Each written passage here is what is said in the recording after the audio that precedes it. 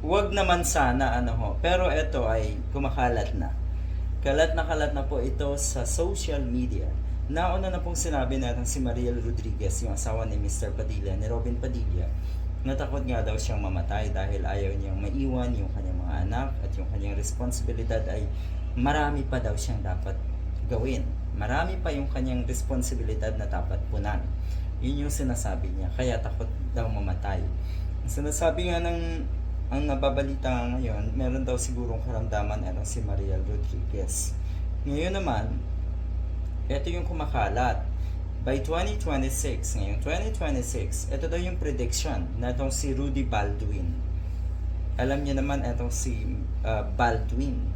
Mukhang kadalasan ay nagkakatotoo yung kanyang mga prediction, yung kanyang mga hula.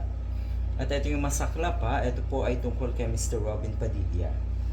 Tungkol kay Padilla. Hindi tayo sigurado kung ito bang si Baldwin ay DDS. Kasi ang gusto niyang palabasin dito, etong si Robin Padilla ay papatayin, pinagbabantaan, may magpapaligpit daw kay Robin Padilla. Tatrabahuin, yun yung term tatrabahuin daw si Mr. Padilla. Pero ang sinasabi niya kasi, eto, aksidente ang ikakapahamak netong si Padilla. Yun daw na dahilan ng pagkamatay ay lalabas na aksidente. Pero ang totoo, si Mr. Robin Padilla daw ay ipatatrabaho. Nino?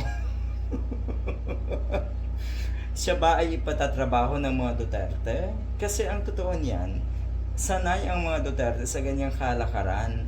Pinatatrabaho, ikinukulong ng walang dahilan, ginagawan ng kung ano-anong kaso ang kanilang mga kalaban. Hindi naman kalaban si Mr. Padilla, di ba, ng mga Duterte. So, ibig sabihin, walang nagkaka-interes na trabahuin etong si Mr. Padilla. Maigi nga, para patuloy yung kanyang, para maranasan niya, tuloy-tuloy na maranasan ni Mr. Padilla, kung paano mamuhay sa kahihiyan.